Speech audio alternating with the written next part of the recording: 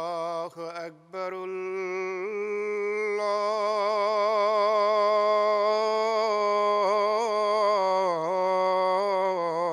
الله أكبر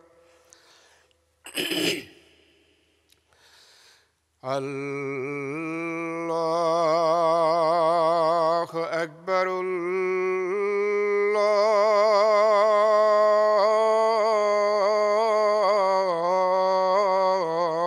الله أكبر أشهد أن لا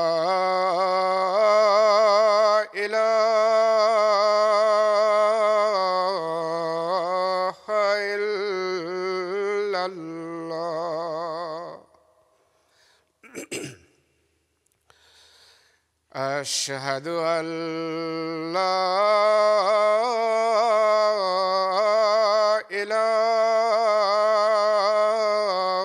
إله إلا الله أشهد أن محمدًا رسول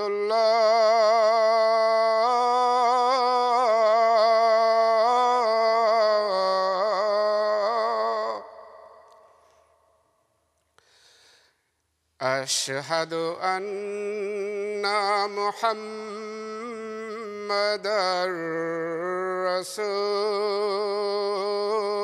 رسول الله حي على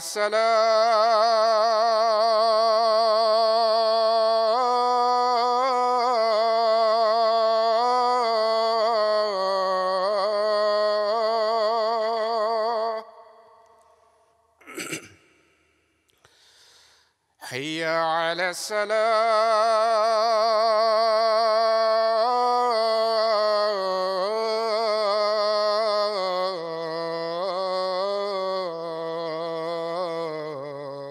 الصلاة حي على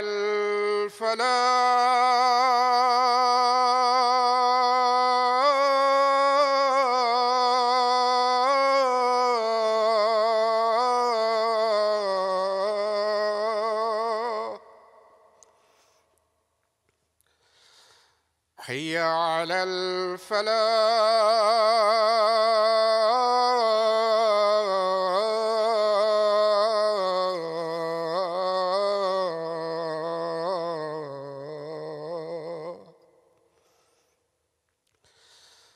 الله أكبر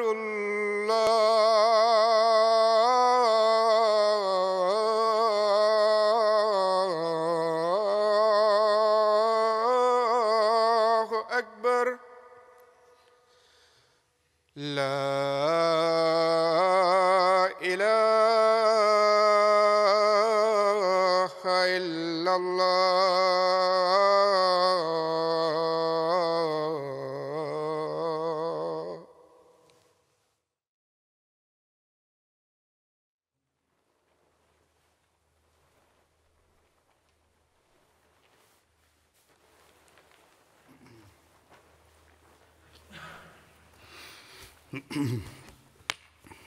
السلام عليكم ورحمة الله.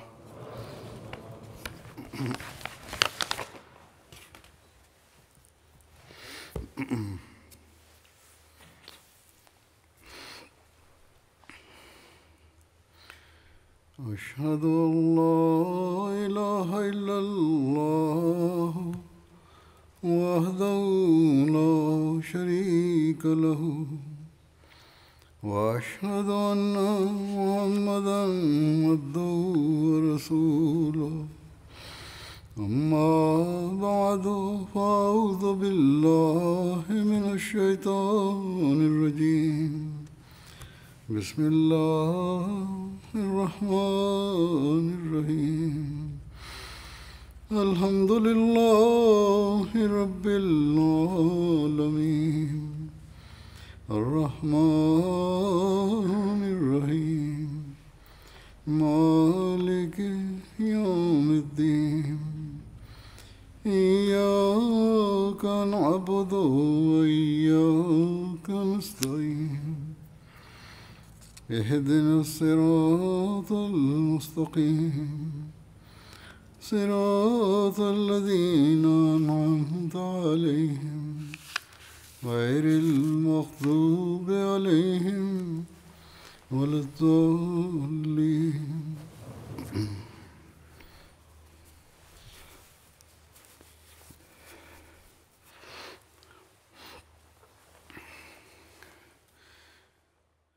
Masih berlangsung pembahasan mengenai berbagai aspek biografi Hadrat Abu Bakar Siddiq. Dalam hal ini, berkenaan dengan pengkhidmatan kemanusiaan yang beliau lakukan, memberi makan kepada orang yang membutuhkan dan lain-lain. Bahkan sebelum menerima Islam, Hadrat Abu Bakar dianggap sebagai salah satu orang terbaik Quraisy, dan kesulitan apapun yang dihadapi orang-orang, mereka biasa meminta bantuan kepada beliau. Di Mekah, beliau sering mengkhidmati tamu dan mengadakan undangan makan secara besar-besaran. Pada masa jahiliyah, Hadrat Abu Bakar dianggap sebagai salah satu pemimpin Quraisy dan di antara orang-orang elit dan terhormat mereka. Di antara orang Quraisy, Hadrat Abu Bakar dianggap sebagai sosok yang dimuliakan. Beliau dianggap sebagai salah satu orang terbaiknya. Orang-orang biasa datang menemui beliau ketika menghadapi masalah. Di Mekah, beliau memiliki keistimewaan dalam perjamuan dan keramah tamahan.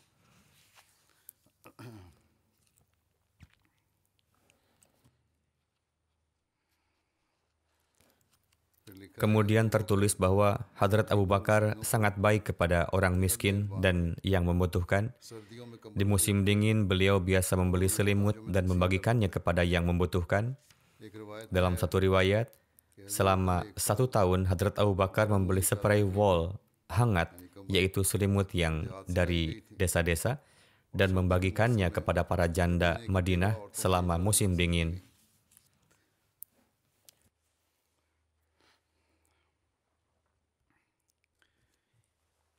Terdapat satu riwayat, sebelum menjadi khalifah, beliau biasa memerah susu kambing dari keluarga yang ditinggalkan.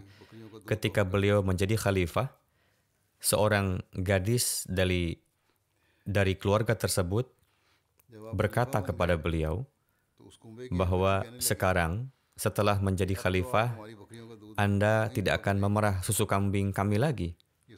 Mendengar ini, Hadrat Abu Bakar berkata, "Mengapa tidak? Demi jiwa saya pasti akan memerahnya untukmu. Dan saya berharap apa yang telah saya pilih tidak akan menghentikan saya dari kebiasaan yang saya jalani." Jadi, beliau tetap memerah susu kambing mereka seperti sebelumnya. Ketika gadis-gadis itu datang bersama kambing mereka dengan penuh kasih sayang, beliau bertanya kepada mereka, "Maukah saya buatkan busa susunya atau tidak?" Jika mereka meminta untuk membuat busanya, maka beliau akan memerah susu dan meletakkan wadah agak jauh sampai berbusa dengan baik. Namun jika mereka mengatakan untuk tidak membuat busa, maka beliau akan memerah dengan cara meletakkan bejana di dekat dada sapi agar tidak berbusa. Beliau terus melakukan pengabdian ini selama 6 bulan terus-menerus, yaitu selama 6 bulan setelah menjadi khalifah. Kemudian beliau menetap di Madinah. Awalnya beliau memiliki 2 rumah. Satu rumah beliau berada agak jauh. Beliau dulu tinggal agak jauh pada masa Rasulullah SAW. Tetapi Rasulullah memberikan satu tempat di dekat rumah-rumah beliau. Lalu Abu Bakar membangunnya di sana, di dekat Masjid Nabawi. Selain itu, ada juga sebuah rumah di Madinah. Ada 2 buah rumah. Namun dahulu kala di masa Rasulullah, beliau biasa menempati rumah tersebut di pinggiran kota. Setelah menjadi khalifah, beliau pindah ke Madinah. Sebelum pindah ke Madinah, beliau terus memenuhi tanggung jawab untuk membantu para gadis tadi. Hadrat Umar biasa merawat seorang wanita tua dan buta yang tinggal di pinggiran Madinah. Beliau biasa mengambilkan air untuknya dan mengerjakan tugasnya.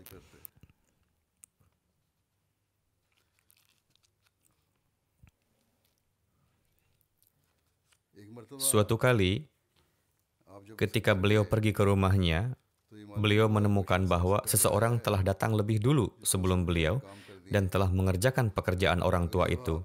Di kemudian hari, beliau pergi ke rumah orang tua itu lebih awal agar orang lain tidak datang lebih dulu. Hadrat Umar duduk bersembunyi. Ternyata beliau melihat Hadrat Abu Bakar yang datang ke rumah orang tua itu, dan saat itu Hadrat Abu Bakar sudah menjadi khalifah. Melihat itu Hadrat Umar berkata, "Demi Allah, hanya Anda yang dapat melakukan ini. Dengan kata lain, hanya Andalah yang bisa melampaui saya dalam kebaikan ini." Terdapat satu riwayat dari Musa bin Ismail bahwa Mu'tamar meriwayatkan dari ayahnya dan berkata bahwa Abu Utsman meriwayatkan kepada kami bahwa Hadrat Abdurrahman bin Abi Bakar radhiyallahu anhuma mengatakan kepadanya bahwa orang-orang Sufah adalah orang-orang yang membutuhkan, dan suatu hari Rasulullah bersabda, barang siapa yang memiliki makanan untuk 2 orang harus mengajak orang yang ketiga, dan barang siapa yang memiliki makanan untuk 4 orang, ia harus mengajak orang yang kelima atau keenam, atau berbicara senada seperti itu. Artinya, orang-orang miskin harus dibawa ke rumah dan diberi makan. Hadrat Abu Bakar membawa 3 orang, dan Rasulullah membawa 10 orang ahli sufah, dan Hadrat Abu Bakar dan 3 orang lainnya berada di rumah. Hadrat Abdurrahman mengatakan bahwa saya, ayah saya, dan ibu saya. Perawi mengatakan, saya tidak tahu apakah Abdurrahman juga mengatakan bahwa istri saya atau pelayan saya juga, karena rumah kami dan rumah Hadrat Abu Bakar menyatu. Hadrat Abu Bakar makan malam di rumah Nabi, lalu tetap berada di sana hingga salat Isya, lalu kembali. Para tamu dibawa pulang, tetapi kemudian mereka kembali, tinggal bersama Rasulullah dan makan di sana. Diriwayatkan bahwa beliau tinggal di sana begitu lama, sehingga makan malam dengan Rasulullah, lalu kembali setelah larut malam sebanyak yang dikehendaki Allah.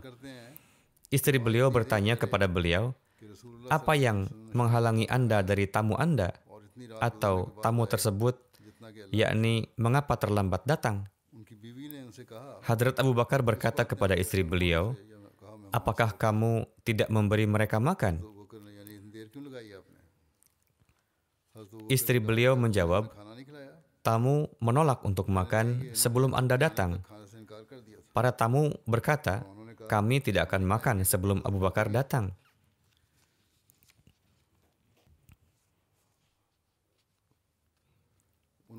Istri beliau berkata, saya telah menyajikan makanan, tetapi para tamu menolak untuk makan.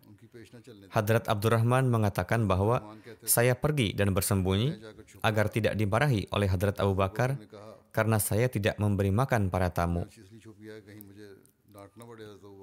Hadrat Abu Bakar berkata kepada putranya, hai bodoh, kamu sangat lamban. Hadrat Abu Bakar menyuruh para tamu untuk makan dan Hadrat Abu Bakar sendiri bersumpah bahwa saya tidak akan makan.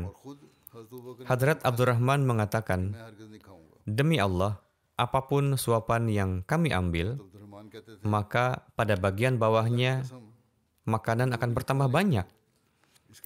Mereka makan sangat banyak hingga kenyang, dan makanan menjadi lebih banyak dari sebelumnya. Para tamu diberi makan. Para tamu terus makan, tetapi mereka mengatakan bahwa makanannya tetap sama dan bahkan semakin bertambah, dan semua orang makan sampai kenyang. Ketika Hadrat Abu Bakar melihat bahwa makanannya tetap sama, bahkan semakin bertambah banyak, lalu beliau berkata kepada istri, apa ini, wahai saudara perempuan Bani Firas? Istrinya berkata, aku bersumpah demi sejuknya mataku, sekarang makanan 3 kali lebih banyak dari sebelumnya. Artinya, makanan telah bertambah begitu banyak. Hadrat Abu Bakar juga menyantapnya dan berkata bahwa itu hanyalah setan, yakni atas godaannya saya telah bersumpah untuk tidak memakannya. Awalnya beliau bersumpah bahwa beliau tidak akan makan, namun ketika melihat bahwa makanan semakin bertambah jumlahnya, lalu beliau mengatakan, setanlah yang telah membuat saya bersumpah. Makanan ini berberkat, dan saya akan memakannya juga. Kemudian Hadrat Abu Bakar makan sesuap dari itu. Setelah itu beliau mengangkat makanan dan membawanya kepada Rasulullah, dan beliau berada di rumah Rasulullah sampai pagi. Makanan tetap di sana sampai pagi. Dikatakan bahwa ada perjanjian antara kami dan suatu kaum, dan perjanjian itu telah berakhir batas waktunya. Kami mendudukkan 12 orang secara terpisah, dan masing-masing dari mereka didampingi oleh beberapa orang. Dikatakan bahwa Allah lebih tahu berapa banyak orang yang menyertai. Tetapi yang pasti adalah Rasulullah mengirim orang-orang ini bersama beberapa orang lainnya, yakni jumlahnya signifikan. Hadrat Abdurrahman mengatakan bahwa mereka semua makan dari makanan ini atau mengatakan sesuatu seperti itu. Alhasil, kali itu Allah Ta'ala telah memberikan keberkatan itu pada hidangan Hadrat Abu Bakar. Hadrat Abdurrahman bin Abi Bakar meriwayatkan bahwa Rasulullah bersabda, apakah ada di antara kalian yang memberi makan orang miskin hari ini? Hadrat Abu Bakar berkata, saya memasuki masjid dan seorang pengemis meminta sesuatu. Saya melihat sepotong roti di tangan anak saya, Abdurrahman. Saya mengambilnya dan memberikannya kepada pengemis itu. Pengemis meminta sesuatu. Saat itu anak saya memiliki roti di tangannya.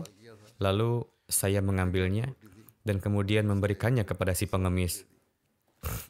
Hadrat Muslim Ma'ud radhiyallahu anhu bersabda, putra Hadrat Abu Bakar, Abdurrahman juga layak menjadi khalifah, dan orang-orang bahkan mengatakan bahwa sifatnya lebih lembut dari Hadrat Umar, dan kualitasnya pun tidak kalah darinya.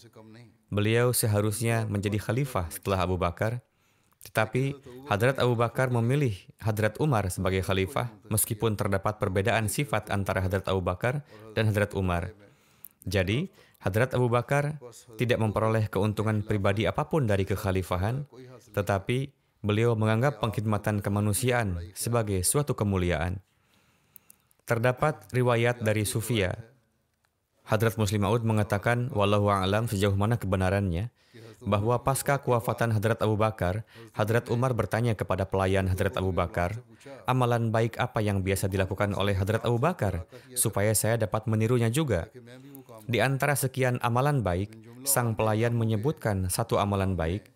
Ia menceritakan bahwa setiap hari Hadrat Abu Bakar biasa pergi ke suatu tempat dengan membawa roti dan makanan. Sesampainya di tempat itu, beliau memerintahkan saya untuk menunggu di luar, sedangkan beliau masuk. Entahlah untuk tujuan apa beliau masuk. Lalu Hadrat Umar pergi dengan pelayan tersebut ke tempat yang disebutkan. Setelah saya masuk, apa yang saya lihat?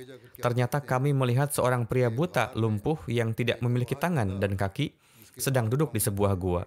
Hadrat Umar menaruh sepotong makanan di mulut orang lumpuh tersebut. Lalu orang tua itu menangis dan berkata, semoga Allah merahmati Abu Bakar. Betapa baiknya dia. Hadrat Umar berkata, kakek, bagaimana Anda bisa tahu bahwa Abu Bakar telah meninggal? Sang kakek mengatakan bahwa saya tidak memiliki gigi. Itu sebabnya sebelum memasukkannya ke mulut saya, beliau biasa mengunyahnya terlebih dahulu. Hari ini, ketika saya merasakan makanan keras di mulut saya mengira bukan Abu Bakar yang memberikan makanan ini, tetapi orang lain. Dan setelah mengetahui adanya kekosongan, saya meyakini bahwa Abu Bakar telah tiada. Hadrat Muslim Ma'ud bersabda, benda apa yang diperoleh Hadrat Abu Bakar dari kekuasaan? Beliau tidak mendapatkan apa-apa dari kekhalifahan atau kerajaan yang beliau dapatkan. Apakah beliau menganggap harta kekayaan pemerintah sebagai aset pribadinya? Tidak mungkin. Barang-barang yang diperoleh oleh kerabat beliau itu semua merupakan pemberian dari harta pribadi beliau sendiri. Satu-satunya perbedaan yang beliau miliki adalah pengkhidmatan yang beliau lakukan. Hadrat Masih Maud alaihissalam bersabda, ini adalah dua bagian syariat, yakni hak Allah dan hak hamba. Terdapat dua hal, yakni hak Allah dan hak para hamba. Beliau alaihissalam bersabda, lihatlah Nabi SAW, betapa beliau melewati seluruh usianya untuk mengkhidmati kemanusiaan. Lihatlah kondisi Hadrat Ali yang begitu banyaknya tambalan pada baju beliau, sehingga tidak ada ruang tersisa. Hadrat Abu Bakar telah memikul tanggung jawab untuk selalu memberi manisan kepada seorang tua. Renungkanlah betapa berat komitmen tersebut. Ketika Hadrat Abu Bakar meninggal, orang tua itu berkata, hari ini Abu Bakar telah meninggal. Tetangganya berkata, apakah Anda menerima ilham atau wahyu? Dia mengatakan, tidak. Sebabnya Abu Bakar tidak membawa manisan hari ini. Dari itu diketahui bahwa ia telah meninggal. Artinya seumur hidup beliau tidak mungkin tidak mengirimkan manisan dalam keadaan bagaimanapun. Lihatlah berapa banyak pengkhidmatan yang dilakukan. Setiap orang seyoginya melakukan pengkhidmatan seperti itu. Bagaimana standar beliau dalam menutupi kelemahan orang lain? Berkenaan dengan itu terdapat riwayat, Hadrat Abu Bakar pernah bersabda bahwa jika saya menangkap seorang pencuri, keinginan terbesar saya adalah agar Tuhan menutupi kejahatannya. Tentang keberanian dan jiwa patriot beliau tertulis bahwa Hadrat Abu Bakar merupakan perwujudan dari sifat pemberani. Beliau rela mengambil resiko besar demi Islam atau karena kecintaan beliau terhadap wujud Nabi SAW. Dalam kehidupan Mekah, ketika melihat bahaya atau ancaman terhadap pribadi Nabi Muhammad SAW, beliau akan berdiri di depannya sebagai tembok untuk melindungi dan mendukungnya. Ketika terjadi pemboikotan dan pengepungan di Sya'ab Abi Talib selama 3 tahun, beliau tetap di sana dengan tabah. Kemudian selama hijrah, beliau mendapat kehormatan untuk menyertai Nabi SAW meskipun nyawa terancam.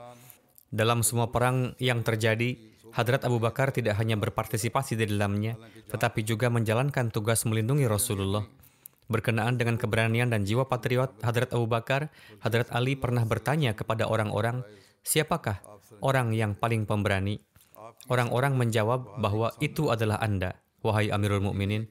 Hadrat Ali berkata, sejauh yang saya ketahui, siapapun yang bertarung dengan saya melakukan keadilan padanya, yaitu membunuhnya.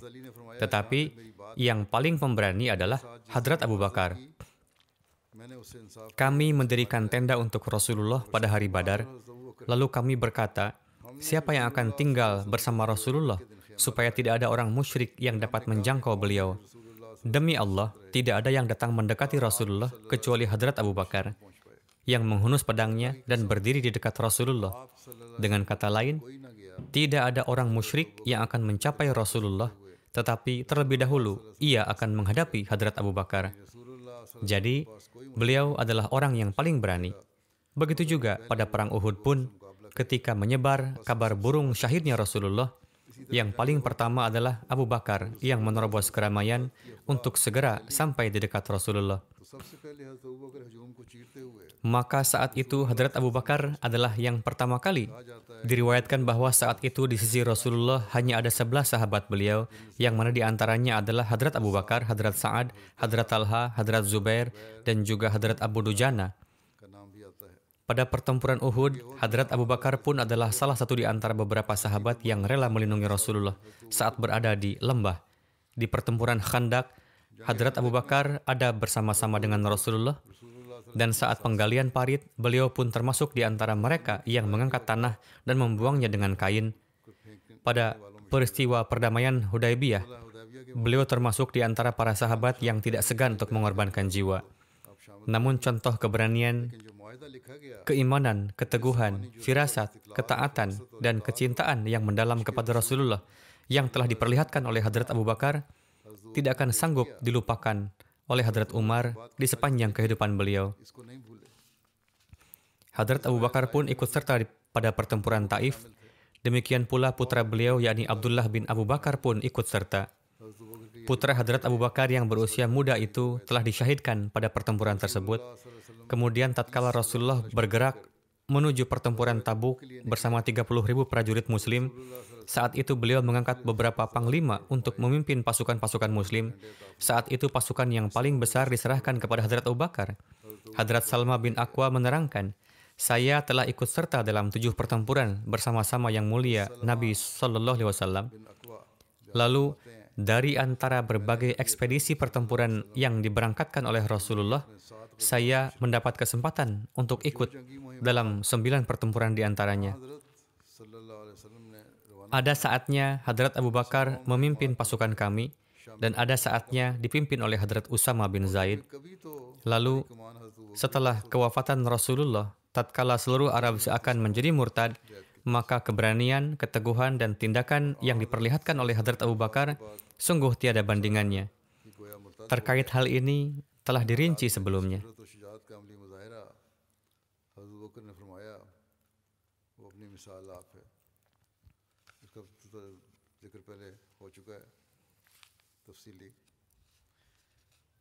Hadrat Muslim Maud radhiyallahu anhu menerangkan, suatu saat orang-orang kafir mengalungkan tali ke leher Rasulullah sallallahu alaihi wasallam, lalu mereka menariknya dengan keras.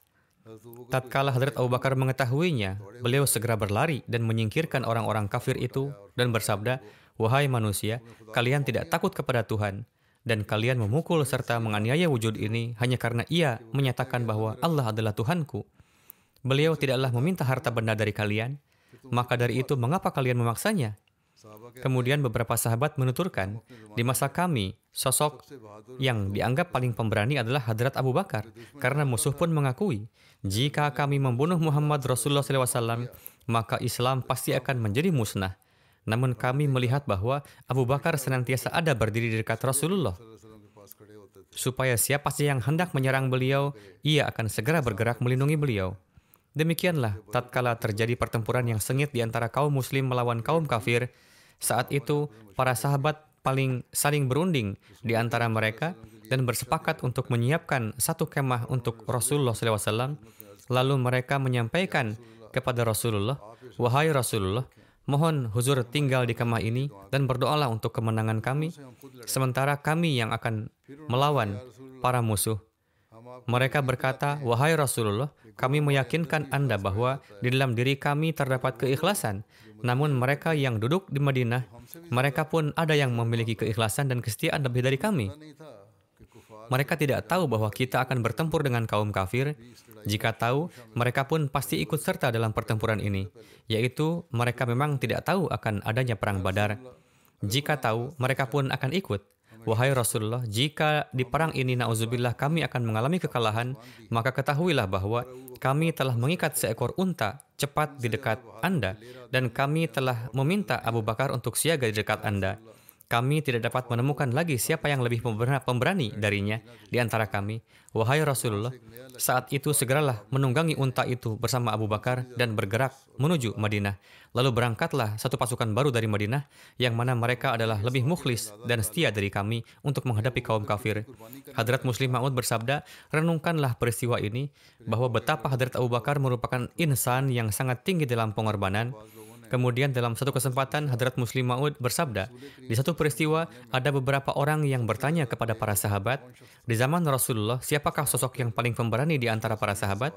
Seperti halnya di masa kini, banyak pertanyaan terkait Syiah dan Sunni. Demikian pula di masa itu pun, bagi siapa saja yang memiliki suatu perhubungan, maka orang-orang akan sering memujinya. Tatkala pertanyaan ini ditujukan ke golongan sahabat, mereka lalu menjawab bahwa sosok yang paling pemberani di antara kami adalah sosok yang senantiasa berdiri di dekat Rasulullah SAW. Ungkapan ini hanya akan dapat difahami oleh mereka yang faham akan perang, sementara orang lain tidak akan dapat memahaminya, yakni siapa saja yang benar-benar faham akan peperangan dan dapat menggambarkan bahaya-bahaya yang ada di dalamnya, mereka itulah yang tahu akan keberanian, yakni berdiri di tempat yang paling berbahaya. Hadrat Muslim Maud bersabda, intinya adalah musuh senantiasa menghendaki untuk membunuh pimpinan tertinggi dari suatu kaum atau negeri, supaya dengan terbunuhnya sosok itu, maka segenap perselisihan akan lenyap. Maka dari itu, di mana saja sosok itu berada di suatu pertempuran, musuh pasti akan menyerangnya dengan penuh kekuatan. Apapun yang menjadi pusat sesuatu, maka itulah yang akan menjadi sasaran utama dari musuhnya. Dan di tempat seperti ini, yang ditugaskan di sana, yakni untuk melindunginya, untuk melindungi pusat dari segalanya itu, hanya orang yang paling pemberanilah yang akan ditugaskan di sana. Lalu para sahabat berkata, di sisi Anda, SAW, hanya Hadrat Abu Bakarlah yang sering berdiri di dekat Anda, dan menurut kami, sosok inilah yang sungguh paling pemberani.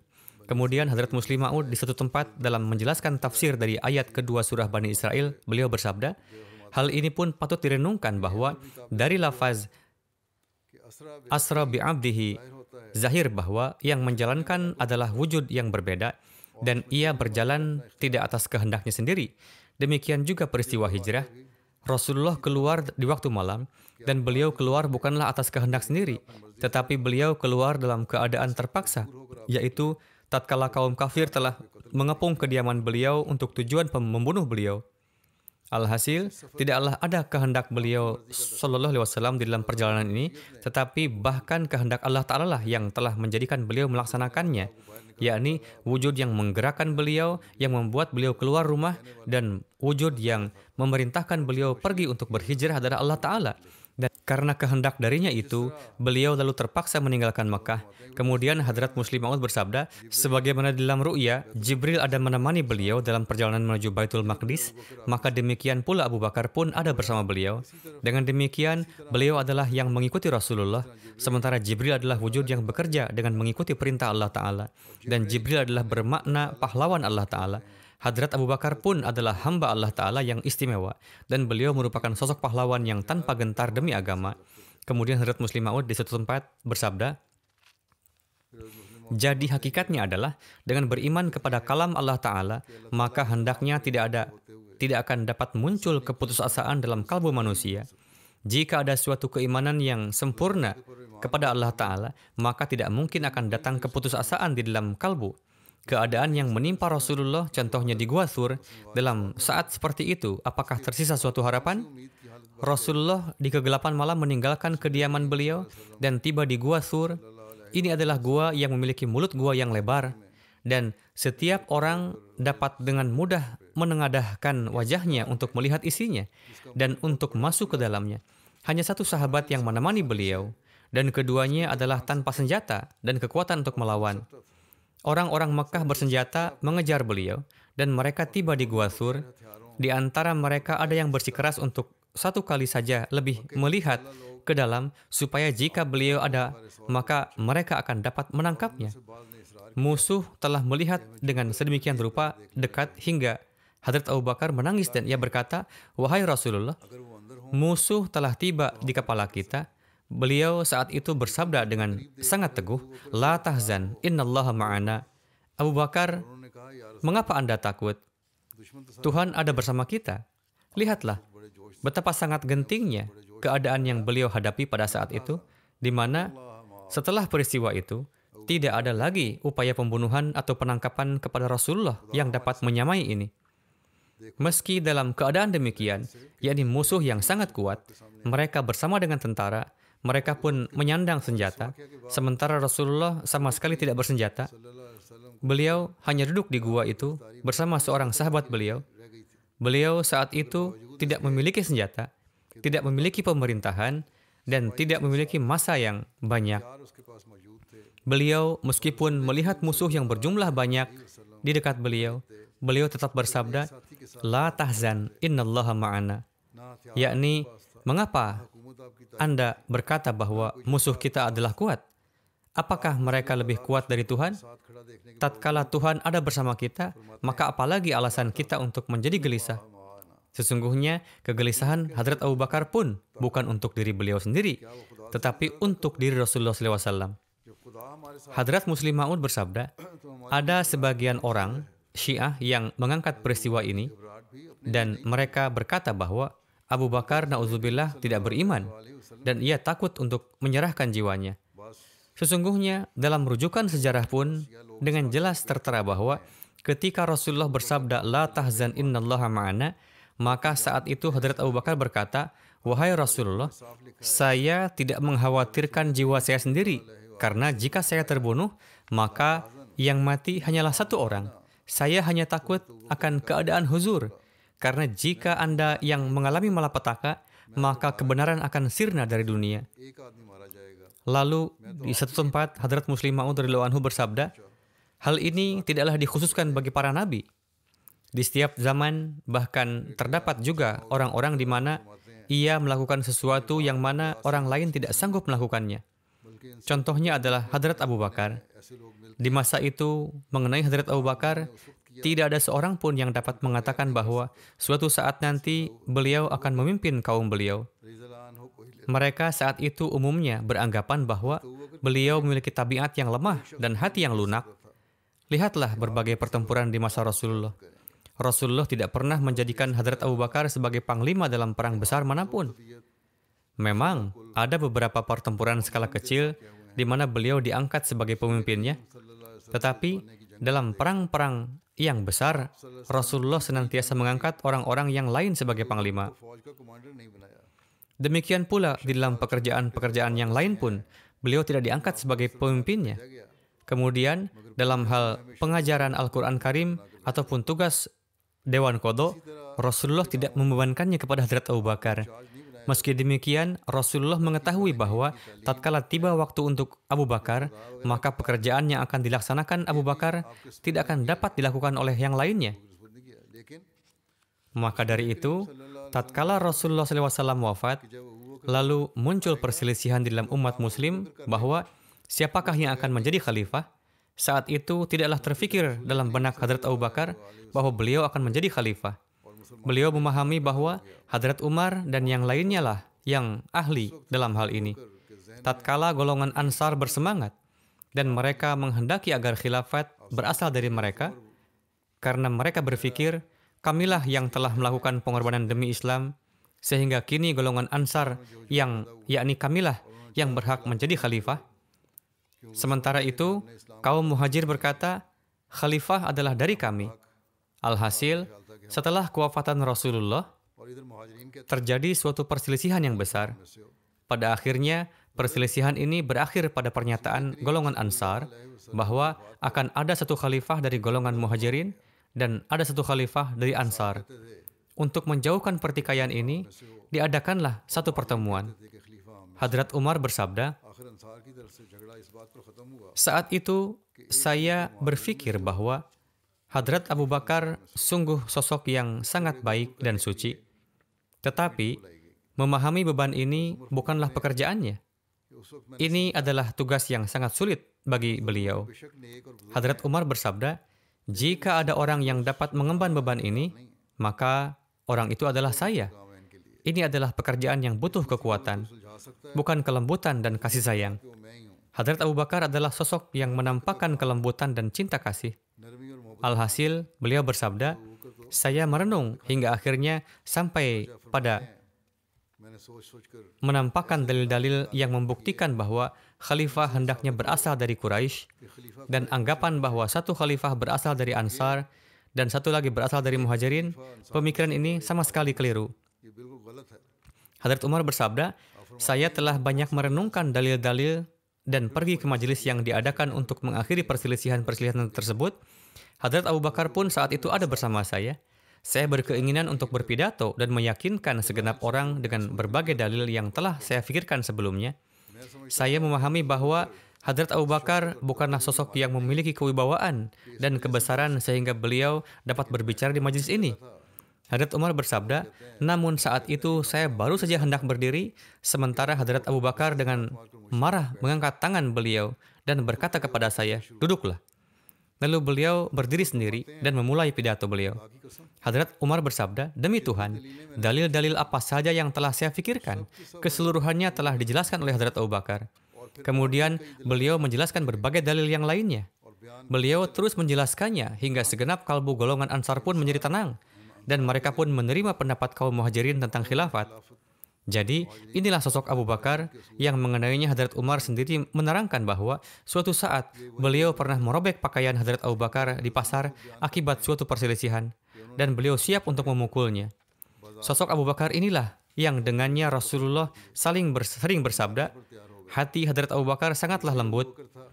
Namun, tatkala waktu kewafatan Rasulullah telah mendekat, maka sebelum wafat, Rasulullah bersabda kepada Hadrat Aisyah, hati saya berulang kali menghendaki agar saya menyampaikan kepada segenap orang untuk menjadikan Abu Bakar sebagai khalifah sepeninggalku.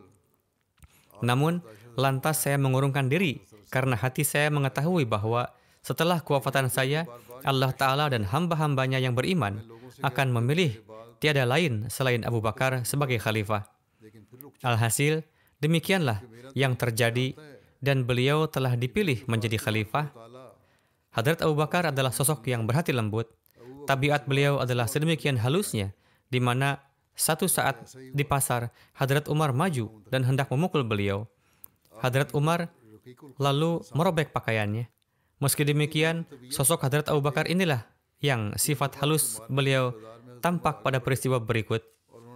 Suatu saat Hadrat Umar mendatangi Hadrat Abu Bakar dan beliau memohon kepada beliau bahwa segenap bangsa Arab telah menentang. Hanya di Madinah, Makkah, dan satu desa kecil sajalah yang di dalamnya dilaksanakan salat berjamaah.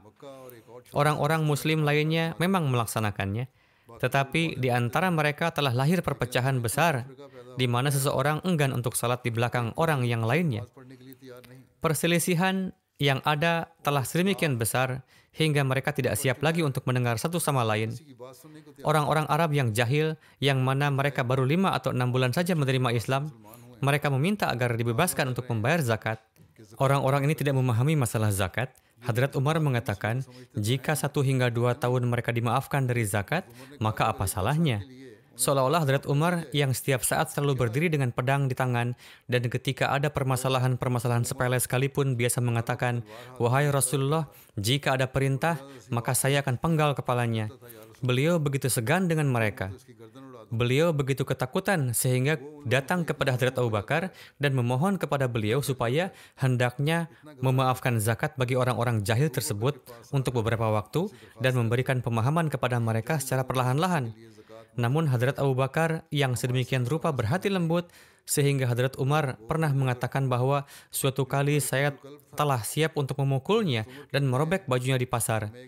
Beliau pada saat itu menatap Hadrat Umar dengan sangat marah, yakni ketika Hadrat Umar mengatakan bahwa janganlah mengatakan apapun kepada mereka, janganlah memungut zakat dari orang-orang yang memberontak itu selama 2 tahun, kita akan pergi untuk memberikan pemahaman kepada mereka. Ketika Hadrat Umar mengatakan hal tersebut, maka Hadrat Abu Bakar menatap Hadrat Umar dengan sangat marah dan mengatakan, "Umar, engkau menuntut sesuatu hal yang tidak dilakukan oleh Allah dan Rasul-Nya." Hadrat Umar berkata, "Memang hal ini benar, tetapi mereka adalah orang-orang yang belum dewasa dalam pemikiran. Laskar musuh telah sampai di dinding Madinah. Apakah hal ini akan baik bahwa mereka terus melangkah maju lalu menimbulkan anarkisme? Atau akan lebih baik jika selama 1 hingga 2 tahun mereka dimaafkan dari zakat?" Pilihannya adalah antara terjadi anarkisme atau dilakukan rekonsiliasi dengan satu dan lain cara. Hadrat Abu Bakar bersabda, "Demi Allah, jika musuh menyusup ke Madinah dan memanggal orang-orang Islam di lorong-lorong dan anjing-anjing menyeret mayat-mayat para wanita, aku tetap tidak akan membebaskan mereka dari zakat. Demi Allah, jika di zaman Rasulullah mereka memberikan sepotong tali sebagai zakat, maka pasti aku akan memungut itu dari mereka." Kemudian beliau bersabda, "Wahai Umar, jika kalian semua takut, maka pergilah. Aku akan berperang dengan mereka sendirian, dan aku tidak akan berhenti hingga mereka jera dari kejahatan mereka." Lalu terjadilah peperangan, dan beliau meraih kemenangan. Yakni Hadrat Abu Bakar meraih kemenangan dan menaklukkan kembali seluruh Arab sebelum kewafatannya. Apa yang Hadrat Abu Bakar lakukan dalam hidupnya, bagian tersebut tidak ada orang lain yang dapat melakukannya. Hadrat Muslim Ma'ud bersabda, para pemimpin Mekah mendapatkan hormat dan takzim yang sedemikian rupa di antara orang-orang, sehingga orang-orang merasa takut berbicara di hadapan mereka. Dan ihsan-ihsan mereka begitu banyak kepada orang-orang, sehingga seseorang bahkan tidak mampu untuk mengangkat pandangan di hadapan mereka. Kehormatan mereka ini nampak pada kesempatan perjanjian Hudaybiyah.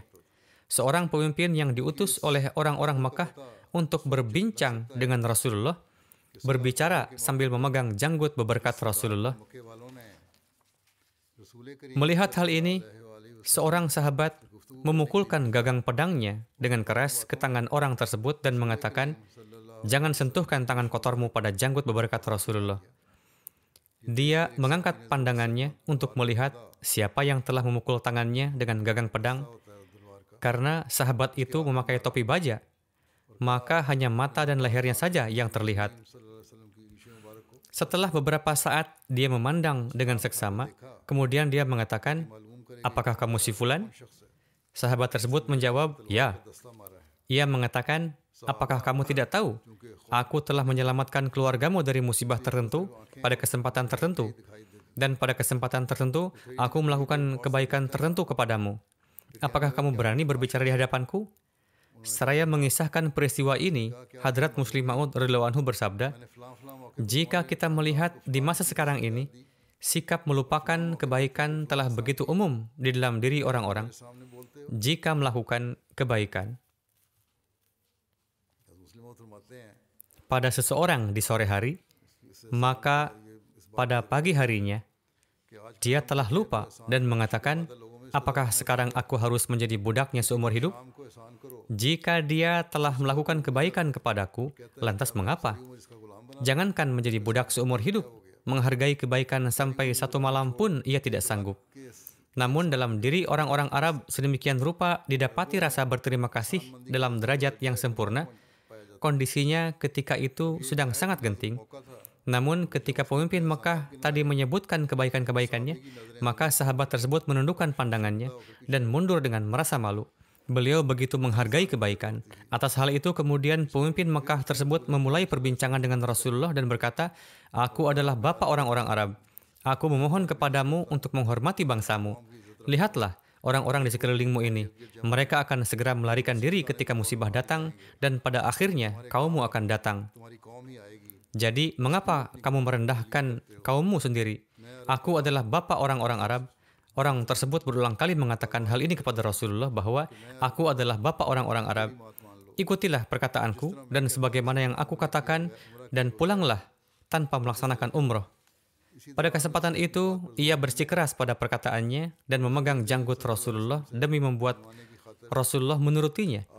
Dan meskipun ia memegang janggut Rasulullah dalam corak permohonan dan ia mengatakannya dengan sangat memohon serta dengan tujuan supaya Rasulullah menuruti perkataannya, namun dikarenakan di dalamnya didapati juga sisi penghinaan, oleh karena itu para sahabat tidak bisa menahan diri terhadapnya. Dan ketika orang itu memegang janggut Rasulullah, maka seketika seseorang memukul tangannya dengan sangat keras dan berkata, jangan sentuhkan tangan kotormu pada janggut berberkat Rasulullah. Orang itu kemudian mengangkat pandangannya dan memandang dengan seksama siapakah orang yang telah menghentikannya. Akhirnya ia mengenalinya, lalu menundukkan pandangannya. Ketika orang yang datang sebagai utusan orang-orang kafir tersebut mengenalinya, ia lalu menundukkan pandangannya. Ketika dilihatnya, ternyata itu adalah Hadrat Abu Bakar. Dan ia berkata, Abu Bakar, aku mengetahui bahwa aku tidak memiliki ihsan atasmu. Kamu adalah seseorang yang aku tidak pernah berbuat sesuatu ihsan kepadanya. Alhasil, mereka adalah kaum yang sedemikian rupa banyak berbuat ihsan kepada orang lain, sehingga selain kepada Hadrat Abu Bakar, sedemikian banyak para Ansor dan Muhajir yang hadir di sana, seorang pemimpin tersebut sedikit banyak pernah berbuat ihsan kepada mereka semua. Dan selain Hadrat Abu Bakar, tidak ada orang lain yang berani untuk mencegah tangannya. Beliau adalah satu-satunya orang yang pemimpin Makkah tersebut tidak memiliki ihsan terhadapnya. Kemudian di satu tempat Hadrat Muslim Maud bersabda, zakat adalah sesuatu yang sedemikian rupa wajib, sehingga barang siapa yang tidak memberikannya, maka ia telah keluar dari Islam. Setelah wafatnya Hadrat Rasulullah di masa Hadrat Abu Bakar, ketika sebagian orang ingkar untuk membayar zakat dan mengatakan bahwa ayat khudh min amwalihim sadaqatun tutahhiruhum wa tuzakkihim biha wa shalli alaihim. Di dalamnya adalah perintah kepada Rasulullah, maka silahkan ambil. Namun sekarang, ketika Rasulullah sudah tidak ada, lantas siapa yang bisa mengambilnya? Orang-orang bodoh ini tidak memahami bahwa wakil Rasulullah SAW lah yang akan mengambilnya. Namun mereka mengatakan dengan bodohnya bahwa kami tidak akan memberikan zakat. Di satu sisi, orang-orang ingkar dari membayar zakat, dan di sisi lain terjadi kerusuhan. Kurang lebih, seluruh Arab menjadi murtad dan beberapa pendakwa palsu kenabian bangkit. Nampak seolah-olah, na'udzubillah, Islam akan hancur. Di masa yang rawan tersebut, para sahabat mengatakan kepada Hadrat Abu Bakar bahwa untuk saat ini mohon bersikap lemah lembutlah kepada orang-orang yang mengingkari zakat. Hadrat Umar yang dikenal sangat pemberani mengatakan bahwa meskipun aku sangat pemberani, namun tidak seberani Hadrat Abu Bakar. Karena aku pun saat itu meminta beliau untuk bersikap lembut terhadap mereka. Pertama-tama, kalahkanlah orang-orang kafir, barulah kita akan mengislah mereka. Akan tetapi, Hadrat Abu Bakar berkata, apalah kedudukan Ibnu Qahafah sehingga merubah perintah yang diberikan oleh Rasulullah. Aku akan memerangi mereka selama mereka belum membayar zakat sepenuhnya. Dan jika seutas tali pengikat unta yang biasa mereka berikan kepada Hadrat Rasulullah tidak mereka berikan, maka artinya mereka belum membayar. Pada saat itu para sahabat mengetahui betapa pemberaninya khalifah yang dijadikan oleh Allah Ta'ala. Akhirnya Hadrat Abu Bakar mengalahkan mereka dan pergi setelah memungut zakat dari mereka. Berkenaan dengan pengorbanan harta, terdapat riwayat mengenai Hadrat Abu Bakar. Seorang penulis menulis, ketika Hadrat Abu Bakar Siddiq masuk Islam, beliau memiliki 40.000 dirham. Dan jelaslah bahwa barang dagangan serta harta benda beliau terpisah jumlah tersebut. Bahkan menurut sebuah riwayat, beliau memiliki 1 juta dirham. Di Mekah beliau menginfakkan ribuan dirham untuk membantu kaum muslimin secara umum dan menyantuni orang-orang Islam yang miskin. Meskipun demikian, ketika hijrah, beliau membawa 5.000 dirham. Menurut sebuah riwayat, beliau menabung semua uang tersebut untuk keperluan Rasulullah dan membawanya pada saat hijrah ke Madinah. Dengan uang tersebut, selain untuk keperluan selama di perjalanan hijrah, setelah hijrah beliau membiayai perjalanan beberapa orang dari keluarga Hadrat Rasulullah dan membeli beberapa lahan di Madinah untuk umat Islam. Hadrat Ibnu Abbas radhiyallahu anhu menuturkan bahwa pada saat sakitnya yang terakhir menjelang kewafatan, Rasulullah pergi keluar dan kepala beliau diikat dengan sebuah kain. Rasulullah naik ke atas mimbar dan menyampaikan puji sanjung kepada Allah Ta'ala dan bersabda, "Tidak ada seorang pun dari antara manusia yang melebihi Abu Bakar bin Abu Quhafah dalam hal berbuat baik kepadaku, baik dengan jiwanya maupun hartanya." Hadrat Abu Hurairah meriwayatkan bahwa Rasulullah bersabda, "Tidak ada harta yang memberikan manfaat kepada saya seperti halnya manfaat yang telah diberikan oleh harta Abu Bakar kepada saya." Perawi mengatakan bahwa mendengar hal ini, Hadrat Abu Bakar menangis dan berkata, "Ya Rasulullah, diri saya dan harta saya hanyalah untuk Anda, wahai Rasulullah sallallahu alaihi wasallam." Hadrat Muslih Maud radhiyallahu anhu bersabda, Hadrat Umar meriwayatkan mengenai suatu kesempatan jihad, yakni beliau mengatakan, "Saya berpikir bahwa Hadrat Abu Bakar selalu mengungguli saya. Hari ini saya akan mengungguli beliau." Setelah berpikir seperti itu, saya pergi ke rumah dan mengambil setengah dari harta saya, lalu pergi membawanya untuk diberikan kepada Rasulullah SAW. Masa itu adalah masa yang sangat sulit bagi Islam. Namun Hadrat Abu Bakar datang membawa seluruh hartanya. Di satu tempat, Hadrat Muslim Maud bersabda bahwa Hadrat Abu Bakar membawa seluruh propertinya, bahkan hingga selimut dan tempat tidur pun beliau bawa, dan beliau mempersembahkan seluruh harta kepada Rasulullah SAW. Rasulullah bertanya, "Abu Bakar, apa yang engkau tinggalkan di rumah?" Beliau menjawab, "Allah dan Rasulnya." Hadrat Umar bersabda, "Mendengar ini, saya merasa sangat malu dan berpikir bahwa hari ini saya telah mengerahkan seluruh upaya untuk mengungguli Hadrat Abu Bakar. Namun hari ini pun Abu Bakar mengungguli saya." Hadrat Muslim Maud radhiyallahu anhu bersabda, "Mungkin saja ada yang mengatakan bahwa ketika Hadrat Abu Bakar membawa seluruh hartanya, maka kemudian apa yang beliau tinggalkan untuk keluarga beliau?" Berkenaan dengan hal ini, hendaknya diingat bahwa yang dimaksud adalah seluruh perlengkapan rumah. Beliau adalah seorang pedagang, dan beliau tidak membawa harta kekayaan yang diinvestasikan dalam perdagangan, dan tidak juga beliau datang setelah menjual rumah, melainkan membawa perlengkapan-perlengkapan rumah. Hadrat Muslim Maud bersabda bahwa dari peristiwa ini, zahir dua kesempurnaan Hadrat Abu Bakar. Yang pertama adalah beliau yang paling terdepan dalam pengorbanan, dan yang kedua adalah meskipun beliau membawa seluruh hartanya, beliau tetap menjadi yang pertama sampai, dan mereka yang memberikan sedikit tengah menimbang-nimbang berapa yang akan disisakan di rumah dan berapa yang akan dibawa. Namun meskipun demikian, tidak didapati riwayat yang menyebutkan bahwa beliau mengajukan keberatan terhadap yang lain. Beliau datang membawa semuanya, namun beliau tidak mengajukan keberatan bahwa, "Lihatlah, saya telah datang membawa harta, tapi yang lain tidak ada yang datang."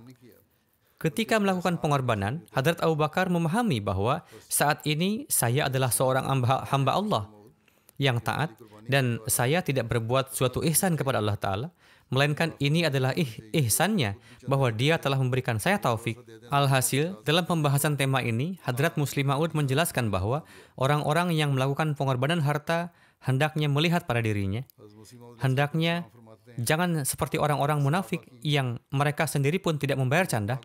Dan jika memberikan sedikit, maka mengajukan keberatan kepada orang lain bahwa, lihatlah, si fulan memberikan sedikit dan si fulan memberikan sekian.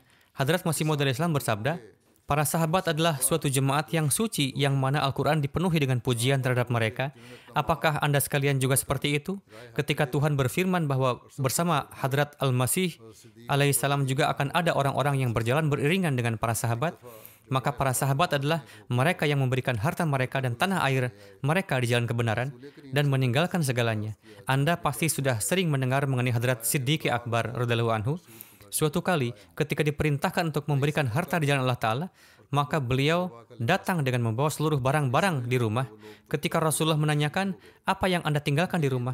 Beliau menjawab, saya meninggalkan Allah dan Rasulnya di rumah. Beliau adalah seorang pemimpin Makkah, dan dengan memakai selimut, beliau mengenakan pakaian seperti orang-orang yang miskin. Pahamilah bahwa mereka ini telah syahid di jalan Allah Ta'ala. Untuk mereka tertulis bahwa surga berada di bawah naungan pedang-pedang. Kemudian Hadrat Masih Maud alaihissalam bersabda, lihatlah kondisi para sahabat. Ketika tiba masa ujian, segala sesuatu yang mereka miliki diberikan di jalan Allah Ta'ala. Hadrat Abu Bakar Siddiq menjadi yang pertama datang dengan mengenakan selimut. Kemudian ganjaran apa yang Allah Ta'ala berikan atas selimut itu? Yakni beliau membawa semuanya dan hanya mengenakan satu selimut untuk menutupi diri beliau. Apa ganjaran yang telah Allah Ta'ala berikan? Yakni beliaulah yang pertama menjadi khalifah. Yakni inilah kualitas yang sejati. Yakni menjadi yang paling awal melakukannya. Beliau alaihissalam bersabda, harta yang dapat berguna untuk dikaruniai kebaikan dan kelezatan rohani adalah harta yang dibelanjakan di jalan Allah Ta'ala. Insya Allah, riwayat yang tersisa akan disampaikan pada kesempatan mendatang. باقی ذکر آئندہ